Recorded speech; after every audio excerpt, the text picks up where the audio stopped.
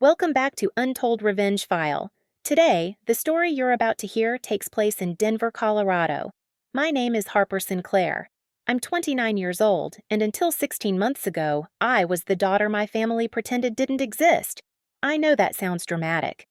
But when you've spent your entire life being treated like background noise in your own family's story, you learn to recognize the signs, the way conversation stops when you enter a room. Not because they're hiding something, but because they simply don't care what you think. The way your achievements get a polite nod while your sisters get champagne toasts. The way your mother introduces you last, as an afterthought, her voice losing all its warmth when she says your name. My sister Vivien was the sun in our family's solar system. Everything orbited around her. And I don't entirely blame her for that. She was born with a kind of magnetic charisma that I simply wasn't. Vivien was ambitious, glamorous, always reaching for the next big thing. She worked in luxury real estate, dated successful men, wore designer clothes she could barely afford but somehow made look effortless. I was a waitress at a mid-tier restaurant in downtown Denver. But what my family didn't know, or rather what they knew but dismissed entirely, was that I was also a writer. I'd self-published 3 novels under a pen name. They had a small but loyal readership. People sent me messages saying my books helped them through dark times, that my characters felt real, that my stories mattered. When I told my mother about my first book sale, she literally said, "That's nice, dear," and turned back to discussing Vivien's new listing in Cherry Creek. My father passed away when I was 16. After that, it was just Mom, Vivien, and me, except it never really felt like 3. It felt like 2. Plus someone who did the dishes. But I kept trying. God, I kept trying.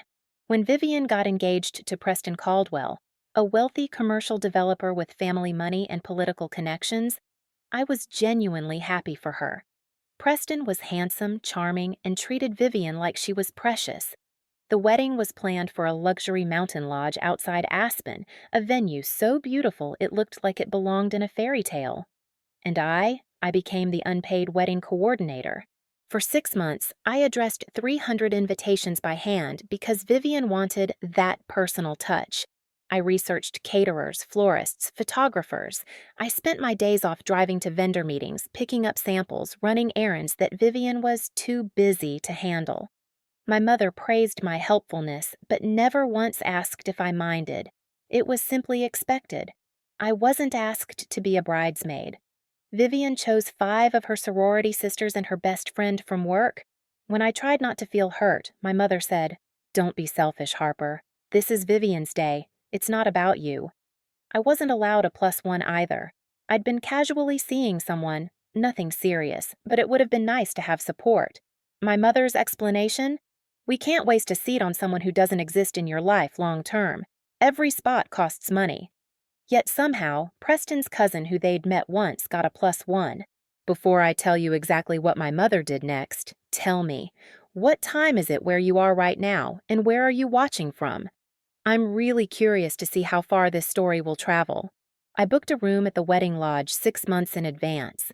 It wasn't cheap, $200 a night for the wedding weekend, but I paid the deposit from my savings because I wanted to be there, to be part of the celebration, to feel like family. 3 days before the wedding, I drove up to the lodge with my bridesmaid dress, my guest dress, carefully hung in the back seat. The mountains were spectacular, autumn colors blazing against evergreen forests. I felt hopeful. Maybe this weekend would be different. Maybe I'd finally feel like I belonged. I walked into the lodge lobby with my suitcase, breathing in the scent of cedar and wood smoke, ready to check in. That's when my mother appeared. She was wearing an elegant cream pantsuit, her hair freshly styled, looking every inch the mother of the bride. She smiled at me, but it was the smile you give a stranger. "Harper, there you are," she said briskly. "I need to talk to you about your room." Something in her tone made my stomach drop. "What about it?" "There's been a change," she said, not quite meeting my eyes. "We've had to reassign it." I stared at her. "Reassign it? Mom, I booked that room 6 months ago. I paid a deposit." "Yes, well, Gregory Thornton arrived this morning. He's Preston's business partner, very important connections, and his original room had a plumbing issue. We needed to accommodate him properly." The lobby suddenly felt too warm. So, where am I staying? My mother's expression didn't change. There's a perfectly nice hostel about 20 minutes down the mountain.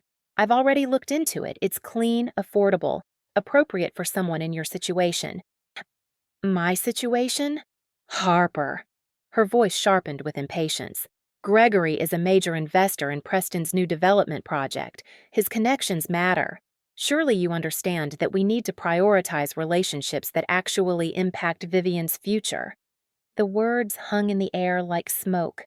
Relationships that actually matter.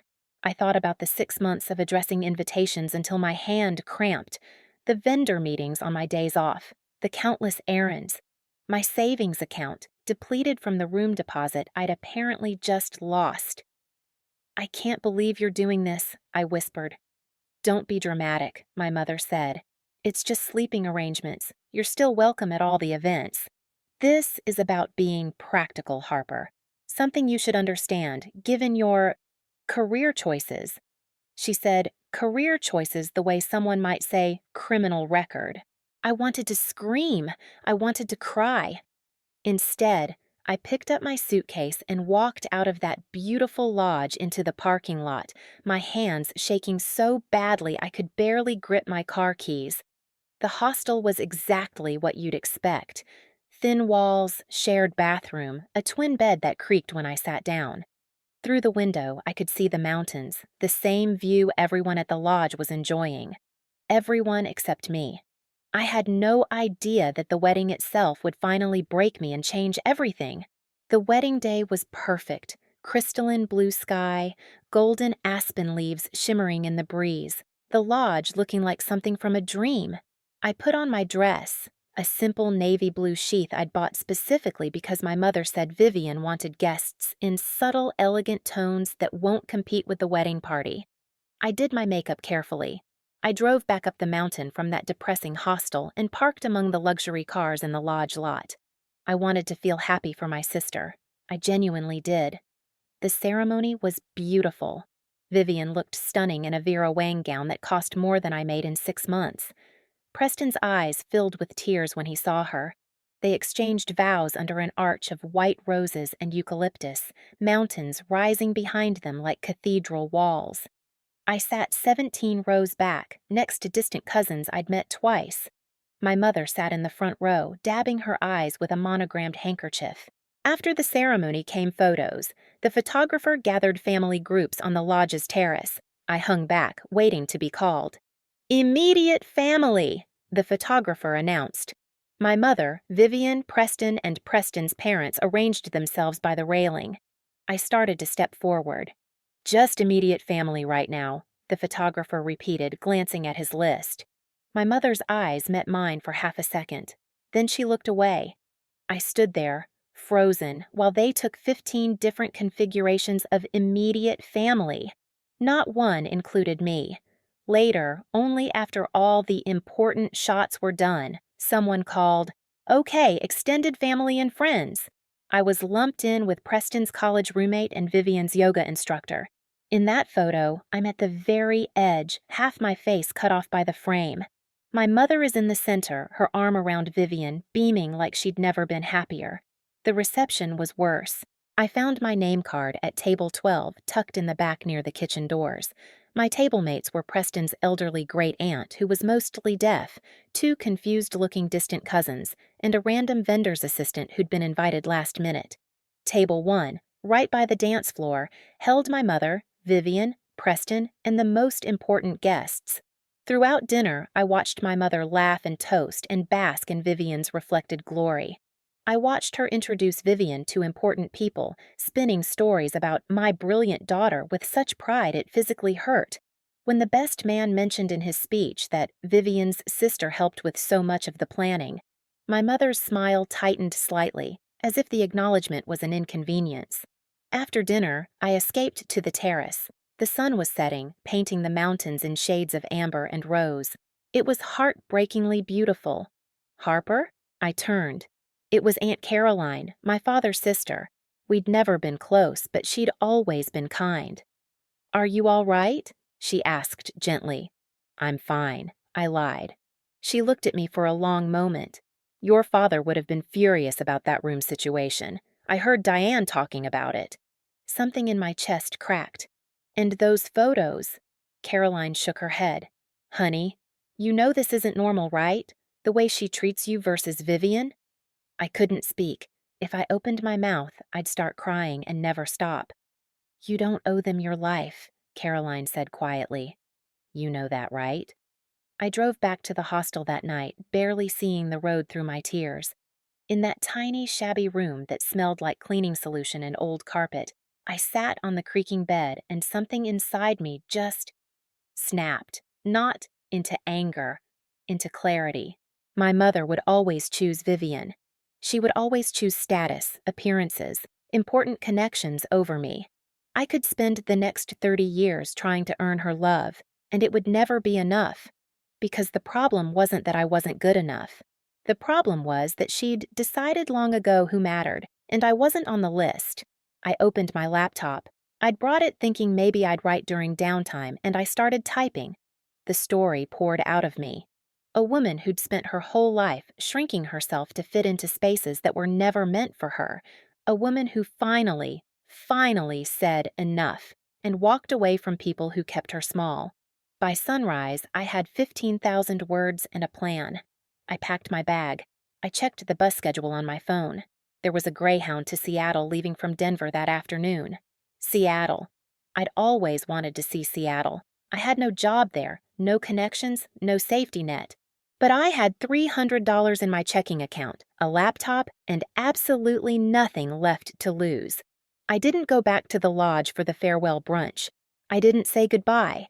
I drove straight back to Denver, left my apartment keys with my landlord along with a note saying I wouldn't renew my lease, grabbed the 2 suitcases I'd already packed with everything that mattered, and bought that bus ticket. My phone buzzed as the bus pulled out of the station. My mother. Where are you? Vivien wanted you in the brunch photos. I turned off my phone. The next morning, I woke up in a cheap Seattle motel with rain drumming on the roof, but for the first time in years, I felt something I'd almost forgotten. Hope. For the first time, I wasn't trying to be good enough for people who would never see my worth. I was free to become whoever I wanted to be. I was done shrinking. It was time to build a life that was entirely, unapologetically mine. Seattle in autumn was gray and beautiful. Rain-slicked streets, coffee shops on every corner, the smell of salt water and possibility. The first 2 weeks were terrifying. I found a tiny studio apartment in Capitol Hill, 600 square feet, a Murphy bed, a window overlooking an alley, but it was mine. I got a job at a coffee shop called Morning Tide, working opening shifts that started at 5 a.m. Then I got a second job at an independent bookstore called Raven and Quill, working evenings and weekends. I was exhausted constantly, but I was also alive. The bookstore became my sanctuary. It was owned by a quiet, thoughtful man in his 60s named Marcus, who seemed to actually care about books rather than just profit. The store hosted author readings, open mic nights, writing workshops. You should read at the next open mic, Marcus suggested one evening, catching me scribbling in a notebook during a slow period. Oh, I don't know. You're a writer. Writers write to be read. Otherwise, we're just talking to ourselves. So 3 months after arriving in Seattle, 3 months of double shifts and ramen dinners and writing in every spare moment, I stood at that open mic with shaking hands and read the first chapter of the novel I'd started in that hostel room. The room was small, maybe 20 people, students, retirees, other bookstore employees. I read about a woman walking away from a family that treated her like she didn't exist. When I finished, the room was silent for a moment. Then someone started clapping. After the reading, a man approached me. He was maybe 40 with kind eyes and an expensive-looking coat. That was extraordinary, he said. I'm Alexander Chen. I publish independent authors. I'd heard of Alexander Chen. Anyone who followed independent publishing had. He ran Crescent Moon Press, a boutique publisher known for discovering literary fiction that the big houses overlooked. I've actually read your self-published work, he continued. Under L.H. Winters, right? My pen name. I stared at him. You've You've read my books? All three. You're one of the most talented writers I've encountered in 20 years. That scene you just read? I want to publish this. I want to publish everything you write. I thought I was dreaming. I actually pinched my arm. Alexander became my publisher, then my mentor, then my friend. He believed in my work with a fierce certainty that I'd never experienced from anyone. He didn't just publish my novel, the one about walking away. He championed it. Marketing budget, book tours, media connections, everything. The book was called The Exit. It became a bestseller, not overnight, not explosively, but steadily, powerfully, it found its audience. Women who'd felt invisible, people who'd been overlooked, anyone who'd ever been the family scapegoat. Reviews called it devastatingly honest and a quiet revolution. 6 months after publication, I quit both my jobs. I was actually making a living as a writer. My second book did even better. Then my third, foreign translations, a film adaptation deal, speaking engagements. Alexander and I grew closer. Our professional relationship developed into something deeper, mutual respect that became genuine friendship that became, eventually, love. He never pressured me, never made me feel small. He saw me, all of me, and thought I was extraordinary. We'd been together for 8 months when I ran into someone from my old life. I was at a writers' conference in Portland when I saw her. Melissa, one of Vivien's bridesmaids, someone I'd known peripherally for years. She recognized me immediately. Her eyes went wide. Harper? Oh my God, Harper Sinclair? You're L.H. Winters? Hi, Melissa. She looked stunned. Your family has been looking for you. Your mom is... They've been so worried. I'm sure they have, I said evenly. Do they know about all this? The books? Everything? I don't know. We're not in contact. Melissa's expression shifted from shock to something that looked like pity. Harper, Vivien's been having a hard time. Preston's business has some problems. Your mom keeps asking if anyone's heard from you. I felt the old guilt trying to creep in. The old need to fix things, to make myself small so others could feel big. But I'd done too much work on myself to fall back into that trap. I hope Vivien's okay, I said honestly. But I'm not coming back, Melissa. Tell them that if you want, or don't. Either way, I'm not coming back. 2 months later, I heard through the grapevine what had happened. Preston had been involved in a massive real estate fraud scheme, falsifying documents, bribing inspectors, scamming investors. Federal investigators got involved. He was arrested, charged, eventually sentenced to 7 years in federal prison. Vivien's perfect life imploded. The mansion, the cars, the designer wardrobe, all seized or sold to pay legal fees. Her social standing evaporated. Her high-powered friends disappeared. When I heard, I didn't feel vindicated. I just felt sad. Sad that she'd built her life on such a fragile foundation. I didn't reach out. That wasn't my place anymore. Alexander and I got engaged on a rainy Saturday in December on the deck of a rented houseboat on Lake Union. Just him, me, and a simple question. Will you build a life with me? We didn't announce it publicly. We told close friends, sent private messages to the people who mattered. But someone at the publishing house let it slip to a journalist. The journalist wrote a feature. Best-selling author L.H. Winters, engaged to publishing magnate Alexander Chen. The article included our photo and mentioned that I'd emerged from obscurity just 2 years ago. It went viral. Suddenly, I was a story. The Cinderella author who'd gone from waitress to bestseller to marrying a publishing billionaire, Alexander's net worth was vastly exaggerated in the media, but the narrative was too good to resist. My mother saw it on the news. And that's when my phone rang for the first time in 16 months. I was in Alexander's apartment, our apartment now, a beautiful space overlooking Puget Sound, when my mother's number appeared on my phone. I'd never blocked her. I'd simply never answered. But now, seeing her name, I felt something shift. Not the old desperate need for her approval, just curiosity. I answered. Harper. My mother's voice was sharp, tight with an emotion I couldn't quite identify. Finally, do you have any idea how humiliating this has been? Not, are you okay? Not, I've missed you. Humiliating. Hello, Mother.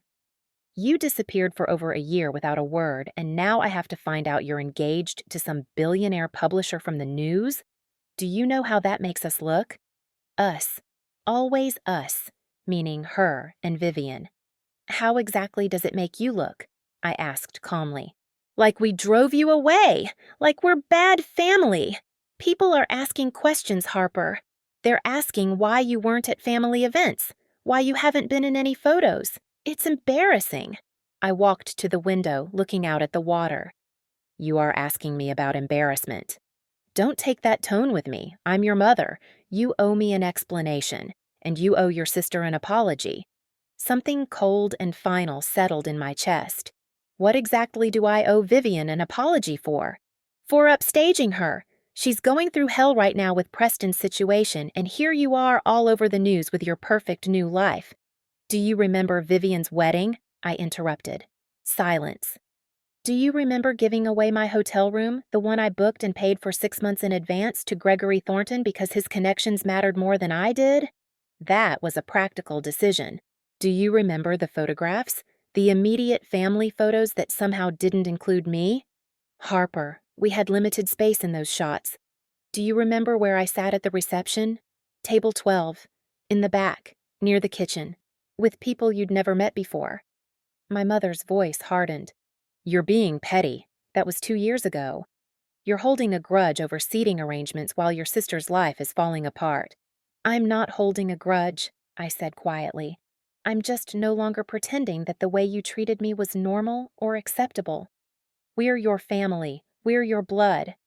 You had unlimited resources for Vivien, always. Her dress, her venue, her perfect life. But you couldn't give me a seat at a table where I might feel valued. You couldn't include me in a single family photo. You couldn't let me keep the room I paid for. We had to make choices. You did make choices, Mom. You chose Vivien. Every single time. For my entire life. And I accept that now. I'm not angry anymore. I just finally understand that I was never going to be enough for you. That's not fair. I'm getting married in June, I said, to a man who thinks I'm extraordinary exactly as I am. We're having a small ceremony, about 60 people, friends, colleagues, people who've supported me, people who see my worth, people who choose to be there. I could hear my mother's breathing change. You and Vivien are not invited. The silence that followed was deafening. You can't be serious, my mother finally said. I'm your mother. You are, and you made your choices. Now I'm making mine. I'm choosing to fill my wedding with people who actually love me. People who wouldn't give away my hotel room to someone more important. People who would never cut me out of family photos. People who see me. This is cruel, she whispered. No, I said. Cruel was watching you treat me like I didn't matter for 29 years. This is just me finally believing you. If you do this, if you cut us out, I'm not cutting you out, Mom. You already did that. I'm just finally accepting it. Harper, I hope you and Vivien find peace. I really do. But I'm not your supporting character anymore. I'm not the one who sacrifices so Vivien can shine. I'm not the daughter you settle for when the favorite isn't available. I'm someone who deserves love without conditions, and I'm finally choosing people who know that. I hung up. Then I blocked her number. Alexander found me on the couch 20 minutes later, staring at nothing. How do you feel? He asked gently. Free, I said. Sad, but free. My mother tried to come to the wedding anyway. Security stopped her and Vivien at the gate of the waterfront venue in June. I watched from the window as they argued with the security guard, my mother gesturing emphatically, Vivien looking smaller than I'd ever seen her. I felt a pang. Of course I did. They were my family. But I didn't go out there. I didn't make a scene. I just turned back to my wedding, to friends who'd supported me through the hardest years, to fellow writers who understood my journey, to readers who'd connected with my work, to Alexander's family who'd welcomed me with open arms. I married the love of my life, surrounded by chosen family. And it was perfect. 6 months later, a letter arrived. Short, handwritten, my mother's precise script. Harper, I'm not asking you to forgive me. I'm not asking for anything.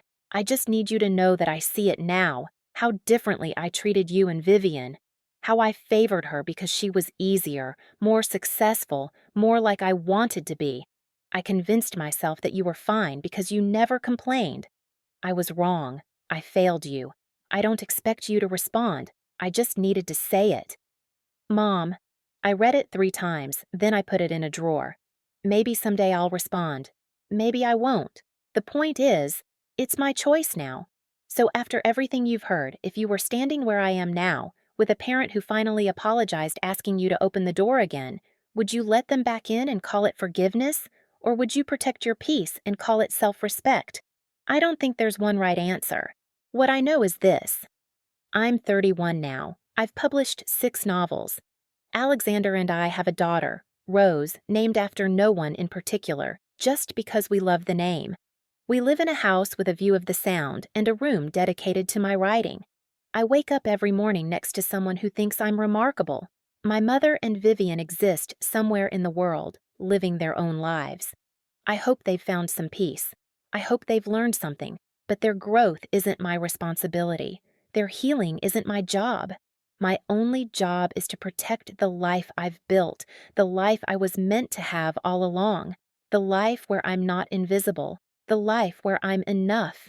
If Harper's story resonated with you today, I want you to do something for me right now. Look down at that like button and hit it, not just for the algorithm, but as a promise to yourself that you won't let anyone treat you like you're invisible, that you won't shrink yourself to make room for people who should be making room for you. And while you're down there, subscribe to Untold Revenge Files if you haven't already, because every single day we bring you stories about people who stopped accepting crumbs and started building their own table. Stories about choosing yourself when everyone else chose someone else. Stories that remind you that walking away isn't giving up, it's finally understanding your worth. Now, here's what I really want to know, and I want you to comment this below. Have you ever been the Harper in your family? The one who did everything right but somehow was never quite enough? The one who watched someone else get the love, the attention, the room at the table that should have been yours? Tell me your story, because I guarantee you're not alone. There are thousands of people watching this right now who know exactly what that feels like.